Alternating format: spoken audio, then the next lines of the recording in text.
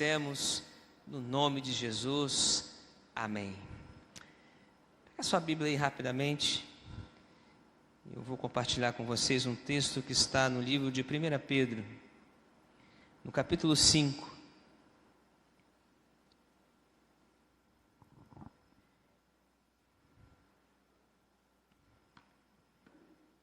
Pedro 5, vamos ler o verso 8.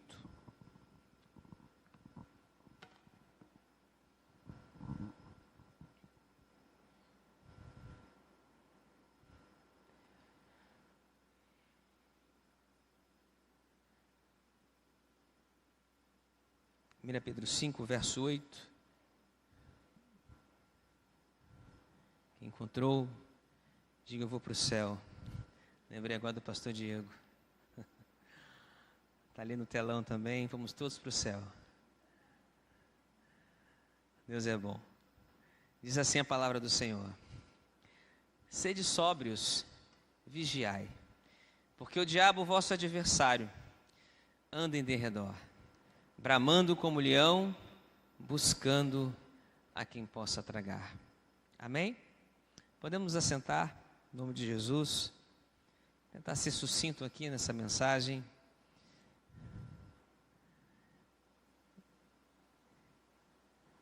Eu lendo essa palavra hoje, e já tem uns 3 dias que a gente está com, deve ser gripe, só pode. E a palavra de Deus, ela sempre nos surpreende, né? Porque por mais que você leia a Bíblia, tem sempre algo novo a ser revelado. Porque é o Espírito Santo que nos instrui, nos capacita e nos dá entendimento na palavra do Senhor. Só esse texto tem vários pontos, né? E o Senhor me chamava a atenção a respeito da última parte desse texto.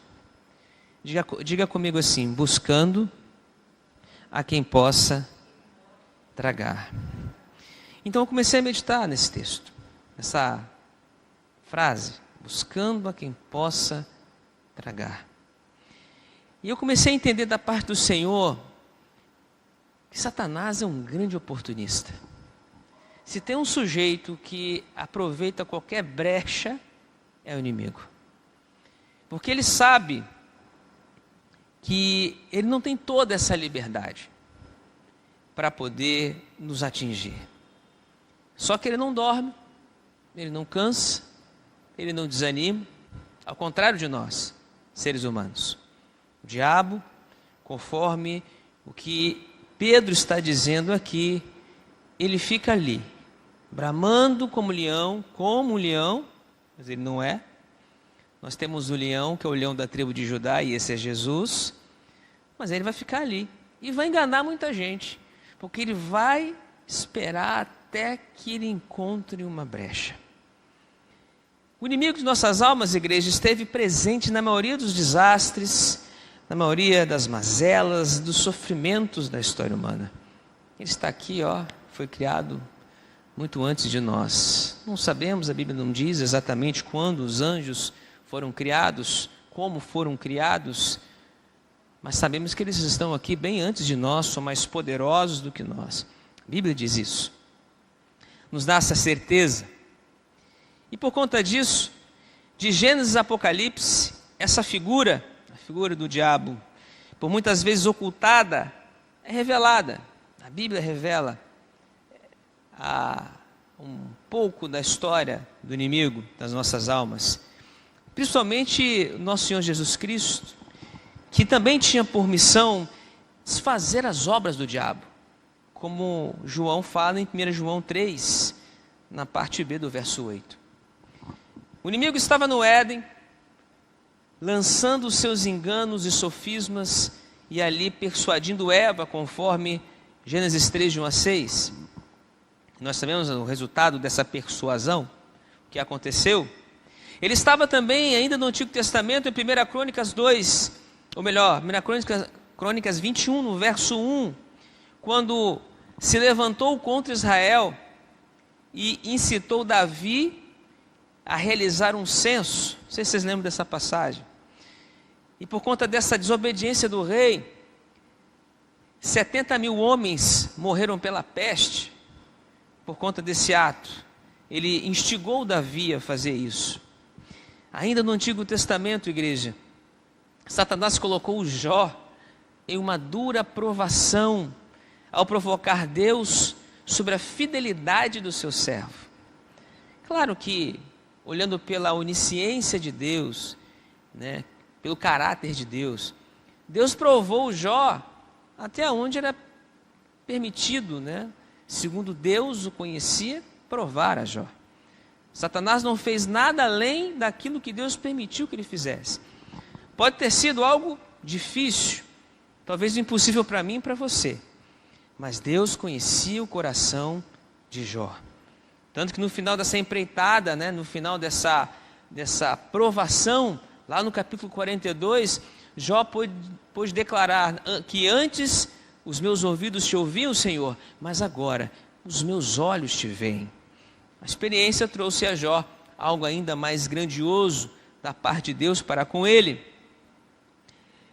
Como se não bastasse, o diabo foi ousado o suficiente para tentar o nosso Senhor Jesus Cristo no deserto, em Mateus 4, de 1 a 11. Mas o mais interessante dessa tentação é que o inimigo chegou até Cristo, não foi de qualquer maneira, estrategicamente. Depois dos 40 dias em que Jesus estava no deserto, no momento talvez mais fragilizado, fisicamente, talvez emocionalmente, 40 dias sem comer e sem beber. Pense comigo, chega o inimigo e começa a tentá-lo, naquilo em que ele mais necessitava. O diabo não brinca de ser o que ele é. Ele tentou a Pedro, que negou Jesus 3 vezes publicamente. E o que Cristo disse a respeito disso? Que aquele que o negasse perante os homens, ele também o negaria perante o Pai que está nos céus. Mas olha, o que Jesus declara: Simão, Simão, eis que Satanás os pediu para vos ir andar como trigo, mas eu roguei por ti, para que a tua fé não desfaleça. Isso está lá em Lucas 22, dos versos 31 e 32. Nós sabemos que Pedro, apesar de ter negado a Cristo e ter chorado amargamente quando lembrou-se das palavras do Mestre, mas que em Lucas mesmo, há um trecho desse contexto em que, de onde Jesus estava, quando o galo canta, Jesus olha para Pedro. Imaginem comigo aquele olhar de Cristo atravessando o coração de Pedro, fazendo lembrar das palavras: Pedro, antes do galo cantar, 3 vezes me negarás. E a Bíblia diz que Pedro sai e chora amargamente.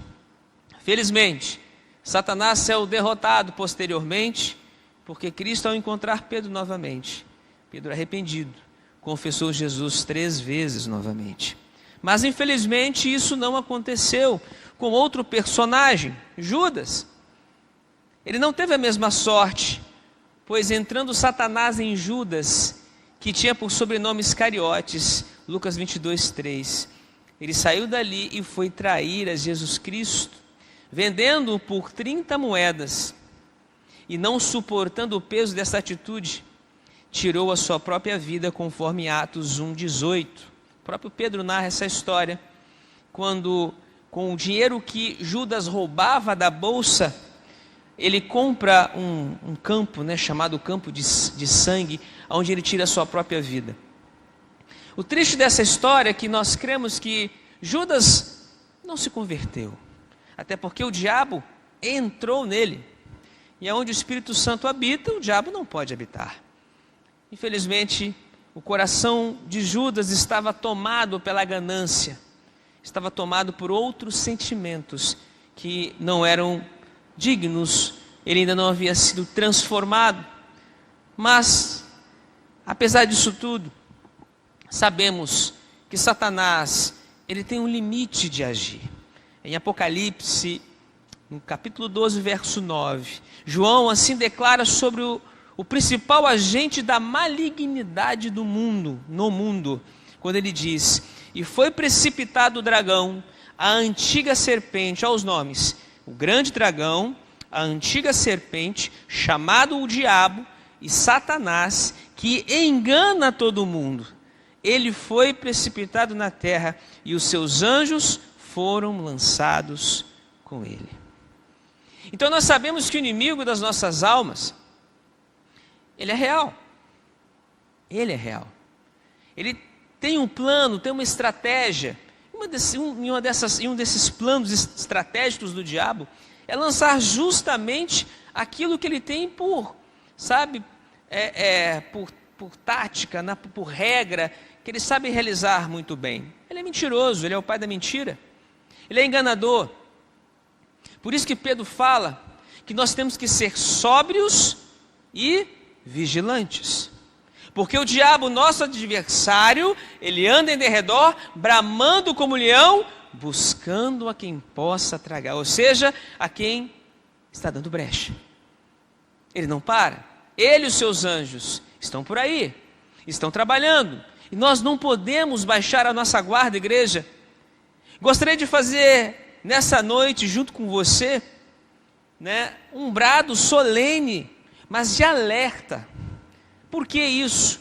Porque a igreja, meus irmãos e irmãs em Cristo, Pedro está sendo muito claro em relação ao nosso verdadeiro inimigo.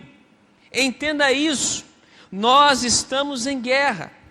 O inimigo, já sabemos quem é. E essa luta, conforme declara o apóstolo Paulo em Efésios 6,12, não é contra a carne e o sangue, mas sim contra os principados, contra as potestades, contra os príncipes das trevas deste século, contra as hostes espirituais da maldade nos lugares celestiais. Como o próprio texto diz, João fala no Apocalipse, Satanás não está sozinho. E aqui Paulo fala sobre algumas autoridades, principados, potestades, príncipe das trevas, hostes espirituais da maldade nos lugares celestiais. Há uma hierarquia do inferno que se levanta contra nós. Esse é o nosso inimigo. Essa é a nossa guerra. E nós não podemos baixar a nossa guarda. Eu sei que todo dia, quando você acorda pela manhã, antes dos seus afazeres, às vezes você pega o seu celular e vai olhar alguma coisa, vai olhar alguma notícia, e geralmente nunca é uma coisa boa. Todo o tempo somos bombardeados por uma infinidade de mazelas. Porque assim é o mundo, conforme a Bíblia nos ensina, o mundo que antecede a volta do Senhor. Que haveria muitas coisas acontecendo, mas o nosso foco precisa estar em Cristo. Precisamos manter a nossa mente sóbria, o nosso coração santificado, voltar os nossos sentidos humanos, todos eles, para Deus, para o Senhor, e focarmos naquilo que vai edificar, aquilo que vai fortalecer, aquilo que vai nos tirar desse lamaçal de preocupações, de ansiedades ou medos, para que possamos vencer essa batalha. Porque o inimigo, ele não brinca de ser quem ele é, como eu já disse. Ele é enganador, mentiroso, pai da mentira. Entenda isso, meus irmãos e irmãs em Cristo. Não foi Satanás que implantou o pecado em nós. Fomos nós que falhamos ao desobedecermos a Deus, dando ouvidos ao diabo. E quando ele viu essa oportunidade, conforme a Bíblia nos ensina, ele lança então sobre Eva seus sutis ataques, conforme Gênesis 3:6 diz. E viu a mulher que aquela árvore era boa para se comer, e esse é a base do que ele usa até hoje, é a concupiscência da carne. Por que Eva não olhava assim antes? Porque Satanás despertou algo nela. Depois o texto diz, agradável aos olhos, a árvore ficava no meio do jardim, junto à árvore da vida. E por que Eva nunca prestou atenção nisso? Porque, novamente, Satanás, o mestre da enganação, o mestre do oportunismo, chamou a atenção dela. E a árvore era desejável para dar entendimento, soberba da vida. Ou seja, Satanás trabalhou na mente ainda primitiva, inocente de Eva, para conduzi-la. Mas eu não a culpo, porque até hoje o inimigo usa a mesma estratégia e continua enganando muita gente. E o texto diz que ele que ela tomou do seu fruto e comeu, e deu também a seu marido, e ele comeu com ela. Mudou alguma coisa? Não, não mudou. Nós conhecemos essa história, sabemos que pela fé que ela é verídica, ela é verdadeira. O inimigo continua usando as mesmas táticas para nos enganar, para nos ludibriar. Então nessa batalha, meus irmãos, contra nosso verdadeiro adversário, nós precisamos estar sóbrios, precisamos vigiar para fechar todas as brechas da nossa vida. Se você olhar para dentro de você agora, eu tenho certeza que você sabe onde você tem falhado, onde você falhou, onde você precisa melhorar. Porque toda vez que você dobra teu joelho para entrar numa batalha, seja intercedendo por alguém, seja lutando por uma causa, você já percebeu como é que as coisas parecem se movimentar no mundo espiritual? Quando se você participa da igreja, está nos grupos de oração, às vezes você está lutando por uma causa, está intercedendo por uma pessoa e algo estranho acontece. Porque quando você intercede por alguém, você se coloca no lugar daquela pessoa. O inimigo que está lá trabalhando sobre aquela vida, se volta também contra você. E eu aprendo com isso. Eu aprendo que eu preciso então, antes de entrar nessas batalhas, me revestir, estar preparado. E a Bíblia me ensina a respeito disso. Então eu quero compartilhar com você nessa noite, fechar essas brechas, para que não venhamos a dar lugar ao diabo em nossas vidas. E não se trata somente, igreja, de vestir toda a armadura de Deus, conforme Efésios 6,11. Nós conhecemos o texto. Mas também, e essa é a parte mais importante, de nos fortalecer no Senhor e na força do seu poder. Esse é o verso anterior, é o verso 10. Porque o texto fala: e fortalecei-vos no Senhor e na força do seu poder, e revesti-vos de toda a armadura de Deus. E nós às vezes nos esquecemos disso, de nos fortalecer no Senhor e na força do teu poder. Por quê? Porque precisamos nos revestir tanto por dentro como por fora. E é assim que vamos vencer o inimigo. Lutamos contra um inimigo externo que busca uma oportunidade que surge mediante uma falha interna. E essa é a nossa grande batalha. E essa falha se chama o quê? Pecado, fraqueza, iniquidade. Então entenda uma coisa, e vamos juntos nos blindar contra todo este mal, de forma bem sucinta. A primeira coisa que eu aprendo aqui é que Satanás, ele é um tentador, sabemos disso, a Bíblia diz, não um controlador. Ele tem autoridade e poder para nos tentar. A tentação é permitida por Deus, controle não. Ou seja, esse controle na vida dos crentes, quem ainda não é, infelizmente o inimigo, ele vai dominar a mente. Nosso grande campo de batalha é aqui. Por isso que lá em Efésios 6, Paulo nos ensina a proteger a nossa mente com a armadura de Deus, não é isso? E o instrumento que ele usa como um exemplo, como figura, é o capacete. O capacete da salvação, ele diz. E aqui, eu digo para você uma coisa, e uma vez eu falei sobre isso na igreja, as pessoas ficam um pouco escandalizadas, né, quando a gente fala isso. Há muitas vozes por aí. O Espírito Santo fala, eu creio, ele fala, mas o diabo também fala. Só há uma diferença. Você vai ter intimidade, ou vai entender quem fala com você, quando você tem intimidade, não é verdade? Você vai reconhecer aquela voz. Quando uma pessoa te liga, você sabe quem é que está falando com você, porque você reconhece aquela pessoa pela voz. E você só reconhece porque você tem um convívio, uma intimidade com ela. Então, se você tem uma intimidade com Deus, você vai saber quando Deus fala com você. E vai saber quando não é Deus. E é por isso que precisamos buscar isso. Porque o diabo sussurra, ele insinua, ele distorce, mas não tem poder para levar ninguém a pecar. O pecado é uma decisão nossa. E eu vou explicar para você por quê. Porque o problema nunca começa fora. Geralmente, ele começa dentro de nós.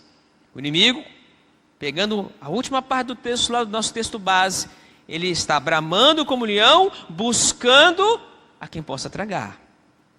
Então ele começa a sussurrar, começa a usar de seus sofismas, começa a se insinuar, porque ele está buscando uma brecha. Em Tiago 1, do verso 12 ao 15, olha o que Tiago fala aqui.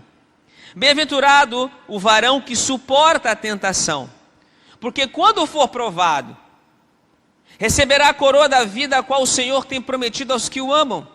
Ninguém sendo tentado diga, de Deus sou tentado, porque Deus não pode ser tentado pelo mal e a ninguém tenta. Então Deus não tenta ninguém, isso é obra do diabo. Mas cada um é tentado, agora preste atenção, cada um é tentado, quando atraído e engodado pela sua própria concupiscência, desejo desenfreado. E onde é que está esse desejo? No meu, no seu, no nosso coração. Está dentro de nós. Depois, havendo a concupiscência concebido, dá à luz o pecado. E o pecado sendo consumado, gera a morte. E eu entendi algo interessante também nessa passagem. Depois, havendo a concupiscência concebido, eu fiquei me perguntando, em que momento? Lembra quando Jesus falou a respeito do adultério? Ele disse que o adultério, a prática do adultério é um pecado. Mas ele disse algo ainda mais grave. Se tão somente sou casado, olhei para uma mulher e a desejei no meu coração, para Deus já é adultério. O pecado, ele é concebido na nossa mente. Por quê? Porque quando esse desejo, quando esse olhar gera um desejo sobre aquela pessoa, de forma que, se você tiver uma oportunidade, você pratica o ato, para Deus isso já aconteceu, na sua mente, no seu coração. Por isso que ficou mais grave, porque Deus é onisciente, Ele sabe de todas as coisas. Não é um simples olhar, ou achar alguém bonito ou bonita, não, não é isso. É você desejar algo no seu coração, de forma que para Deus, em uma simples oportunidade, você praticaria aquele ato. Por isso que o pecado, ele é concebido aqui, e nesse momento, dá a luz ao pecado. Dá um exemplo, lembra lá em Gênesis 4, se eu não me engano, quando Caim, chateado porque Deus não havia recebido a sua oferta, intentou no seu coração matar o seu irmão? Lembra do que Deus falou para ele? Olha, Caim, o pecado jaz à porta do seu coração, mas cabe a ti dominá-lo. Deus sabia. Ele dominou? Não, não ouviu o conselho de Deus e assassinou o seu irmão. Ou seja, o pecado já havia sido concebido no coração de Caim, porque ele imaginou e praticou. Por isso temos que estar atentos. Aqui é uma brecha. O inimigo sabe quando você tem um ponto fraco.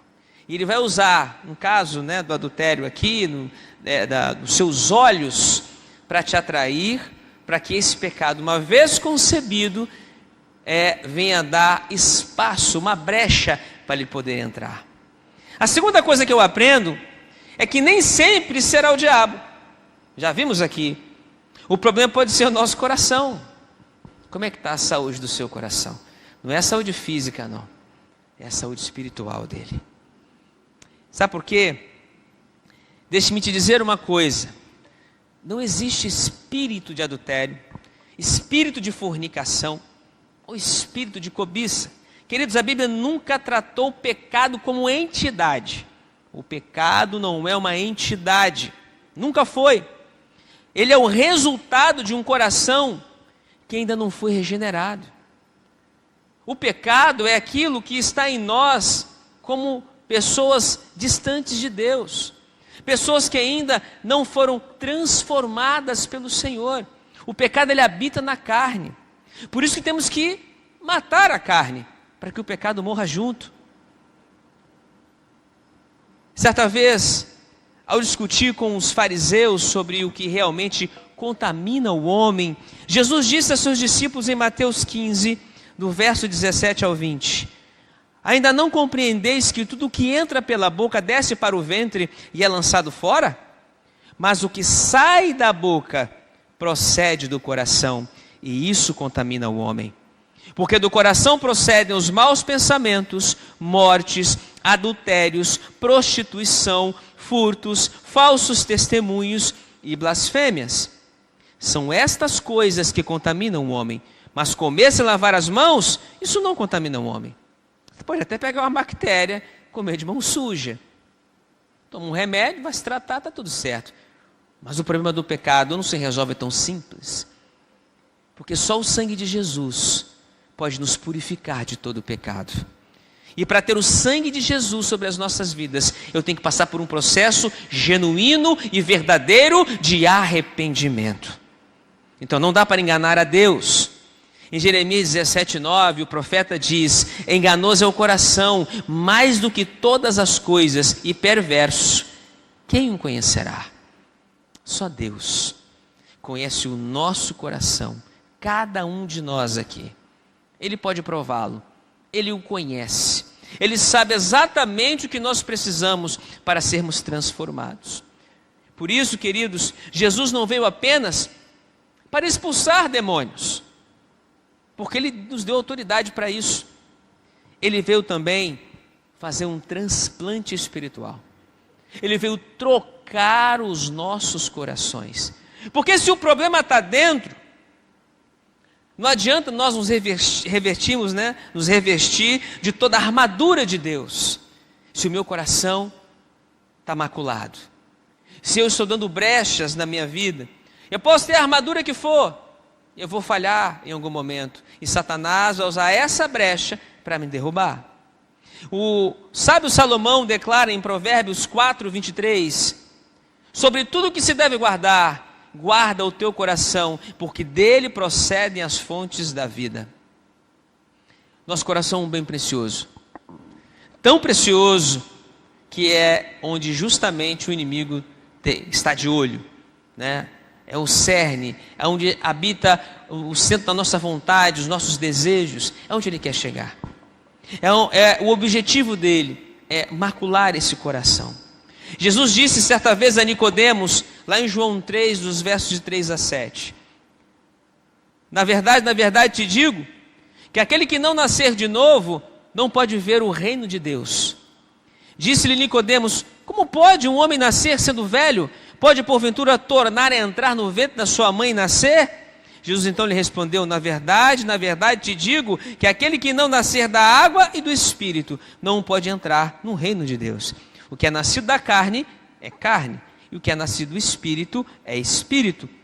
Não te maravilhes de te ter dito, necessário vos é nascer de novo. Mais à frente, Jesus chama a atenção de Nicodemos: mas Nicodemos, você é mestre em Israel e não entende essas coisas? Como é que você tem esse título e não entende o que é ser uma pessoa regenerada?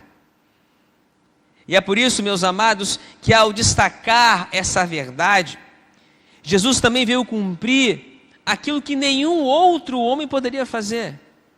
Porque ele veio cumprir a lei, mas a lei de Deus é perfeita. Justamente por isso, nenhum homem, nenhum judeu, qualquer pessoa seria capaz de cumprir essa lei. Somente aquele que é perfeito. Porque pela lei nós temos conhecimento do pecado. A lei nunca veio para salvar, ela veio para nos mostrar, para nos ensinar o que não deveríamos fazer. Jesus então cumpre aquilo que só Ele poderia. E por conta disso, Ele pôde realizar o que o profeta Ezequiel tinha como promessa, profetizou, né?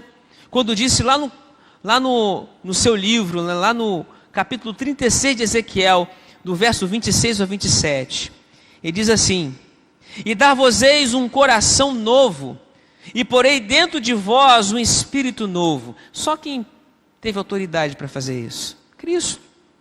E tirarei da vossa carne o coração de pedra, e vos darei um coração de carne, e porei dentro de vós o meu Espírito. E não só Ezequiel profetizou isso, Joel também, quando disse que o Espírito ia ser derramado sobre toda a carne.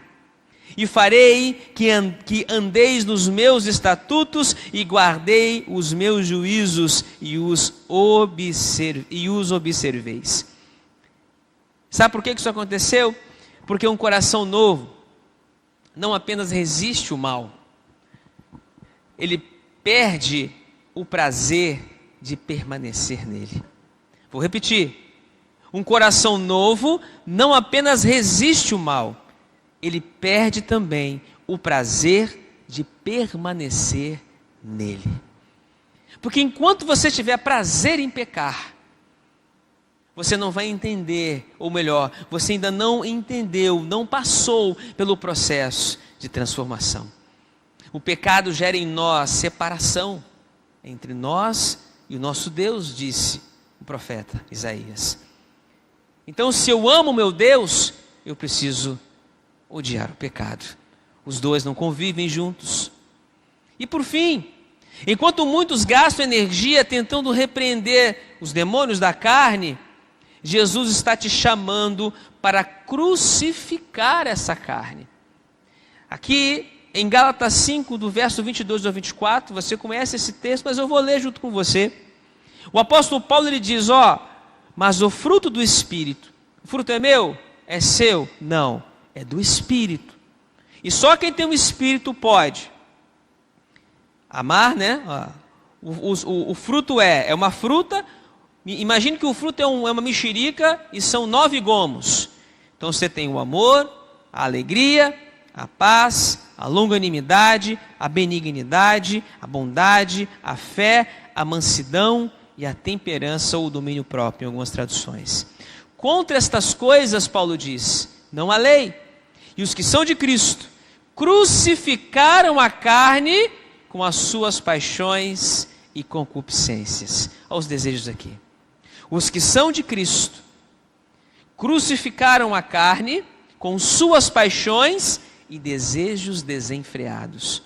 É o tratamento interno que nós precisamos. É a força do poder de Deus para que, junto com a armadura que está por fora, nos dê condição de enfrentar o inimigo e derrotá-lo. Em 2 Samuel 11, há uma mensagem poderosa a respeito da nossa responsabilidade nessa luta contra o inimigo das nossas almas. E nesse capítulo de 2 Samuel 11, nós temos aqui a história do rei Davi, porque ele sentiu isso na pele. Davi, um homem de Deus, segundo o texto, homem segundo o coração de Deus.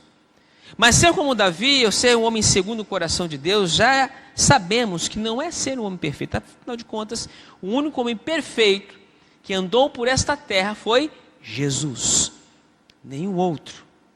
Ser segundo o coração de Deus significa ser um homem de coração arrependido, um homem obstinado em viver a retidão de Deus, o temor do Senhor, mas que vai falhar, mas que vai reconhecer.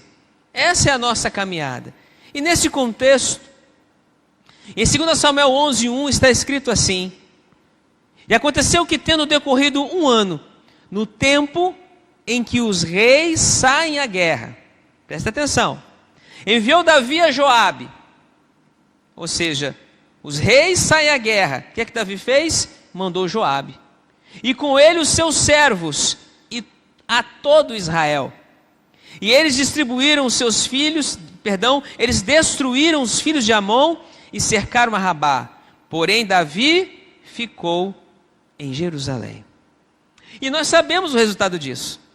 Logo depois, ele estava na sacada do seu palácio, na varanda. Ele olha e viu uma bela mulher se banhando, se purificando da sua impureza. Ele desejou aquela mulher, perguntou quem era. Os seus servos ali informaram quem era ela. Ainda assim Davi, não, eu quero ela para mim.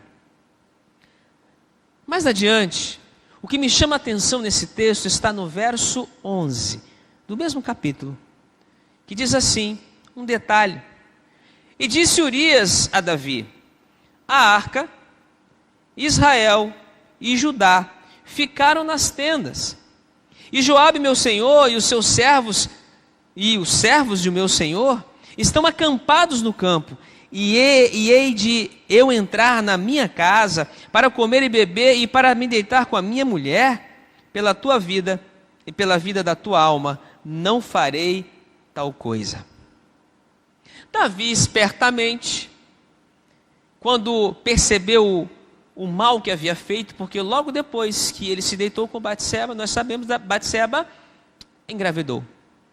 E ele pensou, vou trazer Urias de volta, ele vai dormir com a sua esposa, e vai ficar tudo certo, vai achar que o filho é dele, está tudo certo. Nós sabemos que Deus não aprova esse tipo de conduta. Deus não aprova quem oculta os seus erros, oculta os seus pecados. Nós temos que confessar e abandoná-los. Todo mundo no palácio sabia do pecado de Davi, mas ao invés de tentar corrigir, ele tentou esconder. E por que isso aconteceu? E aí vem o detalhe. Lembra do que eu falei? O texto fala que a arca, não no início, mas no verso 11, e pelas palavras de Urias, estava onde? Lá no campo de batalha. O que a arca representava naqueles dias, igreja? A presença de Deus. Enquanto Davi estava no palácio curtindo umas férias que não eram para curtir, porque o texto diz que naquele tempo os reis deveriam estar à frente das batalhas. Davi manda Joabe. E quem estava com Joabe? Quem estava com o povo? A arca. Ou seja, Davi, numa representatividade, ele saiu da presença de Deus. E se ele não está na presença de Deus, ele deu brecha. A Bíblia não diz que Satanás entrou aqui, não fala nada disso. Ou seja, se nós voltarmos um pouquinho, disse o quê? Nem sempre é o diabo. Às vezes é o nosso coração, porque o problema não está fora, está dentro. O diabo, que ele é astuto, ele fica bramando como leão, buscando uma brecha até encontrar. Davi tinha uma. Ele se afastou de Deus naquele momento e deu brecha para suas próprias concupiscências. Qual foi o resultado disso? Nós já sabemos. Queridos, Davi, vendo a fidelidade de Urias, que falou assim, eu não vou deitar com a minha mulher, não vou ficar de boa aqui, enquanto o seu servo Joabe, os seus soldados estão na batalha. Não aceito isso. Vendo que seu plano não deu certo, Davi manda Urias de volta à batalha e manda um recado para Joabe. Joabe, coloca Urias na pior frente de batalha e deixa ele morrer. Que aí Batseba ficar viúva, está tudo certo. Eu caso com ela, resolvido o problema. Não, não está resolvido. Não é assim que se resolve problemas com Deus.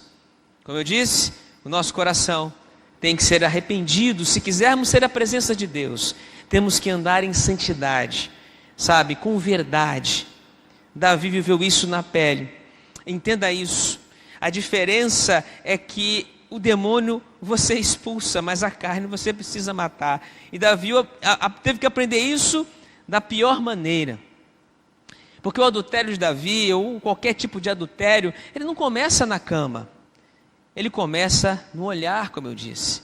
Se tão somente olhares, isso está lá em Mateus 5:28. Eu, porém, vos digo que qualquer que atentar numa mulher para a cobiçar, já em seu coração cometeu adultério com ela. Davi caiu nesse momento, quando se afasta da presença de Deus e dá lugar às concupiscências dos seus olhos, depois da sua carne e depois da soberba. Eu era o rei, eu sou o rei, eu tenho quem eu quiser, eu é que mando aqui. E nós sabemos que no capítulo seguinte, quando Deus mandou o profeta Natã falar com Davi, veio um juízo pesado sobre Davi e o povo e sua família. Foi uma vergonha geral. Mas Davi nunca mais. Quando você lê o Salmo 51, você vê e lê palavras de um homem com o coração quebrantado, contrito, um homem arrependido. Aí sim, não retires de mim o teu Santo Espírito. Ele reconheceu o seu erro, pagou a duras penas, mas voltou a ser fiel a Deus. A cobiça não nasce no ato, mas no desejo não confessado. No Salmo 32, é um salmo de Davi, do verso 3 ao 5, é o que ele diz aqui. Quando eu guardei silêncio envelheceram os meus ossos pelo bramido em todo dia, pelo meu bramido em todo dia. Porque de dia e de noite a tua mão pesava sobre mim, o meu humor se tornou em sequidão de estio. E aí no verso 5 ele declara: confessei-te o meu pecado e a minha maldade não encobri. Dizia eu: confessarei ao Senhor as minhas transgressões, e tu perdoaste a maldade do meu pecado. Sabe qual é o pecado que Deus não perdoa, querido? Aquele que você não confessa sinceramente. Todo pecado que você confessa, com fé, com verdade, arrependido, Deus perdoa. Mas aí vem as consequências. Aí você vai ter que permanecer firme. Mas Deus te restaura. Para finalizar, quero dizer para você que não é Satanás que te obriga a consumir o que não presta, que te obriga a errar. Como eu disse, não é o que está fora, é o que está dentro. Ele vai te persuadir, ele vai tentar te enganar, ele vai tentar te iludir. É o desejo do teu coração que ainda não foi colocado diante da cruz. Isso precisa ser feito urgentemente. Enquanto você achar que é o diabo, nunca, ou melhor, enxergará o seu verdadeiro inimigo. É você. Às vezes travamos uma luta contra o nosso próprio eu. E talvez essa seja a pior batalha, porque você sabe o quanto precisa mudar. Às vezes o problema não está no seu cônjuge, não está no seu filho, não está no chefe lá no seu trabalho, ou naquele motorista doido do trânsito. Está com você. É com você que Deus está tratando. É você que Ele chama de filho. É você que Ele espera que haja uma mudança genuína em meio às provas, às tentações. Como estamos respondendo a tudo isso? O arrependimento, queridos, não é um ato emocional. Chorei, pronto, estou arrependido. Não é assim que funciona. O arrependimento é uma cirurgia espiritual, e é nesse momento que Deus arranca o coração de pedra e coloca um novo coração em você. Um coração disposto a obedecer, um coração disposto a amar, um coração sensível à vontade do Senhor, conforme Ezequiel 36, 26 e 27. Deus não quer apenas libertar você do pecado, Ele quer ensinar você a repudiá-lo com todas as suas forças. Porque o pecado, ele é agradável à sua carne. Mas quando você mata a sua carne, mata as concupiscências. Por isso que o pecado deve morrer. Você deve lançar ele fora. Você deve crucificá-lo. Somente quando o pecado se torna repulsivo é que a graça se torna irresistível. Não seja uma vítima de Satanás, gerando oportunidades que darão legalidade a ele. Antes, diga comigo assim: sujeitai-vos, pois a Deus, resisti ao diabo, e ele fugirá de vós. Queria que você ficasse de pé nessa hora. Eu queria orar com você, para nós podermos encerrar esse culto. Não sei como é que você chegou até aqui, como é que o inimigo tem cirandado, mas eu desejo do fundo do meu coração que a mensagem hoje aqui declarada possa ter falado ao teu coração. O problema, resumindo, não está fora, está dentro. Em que eu preciso mudar? Em que eu preciso ser moldado?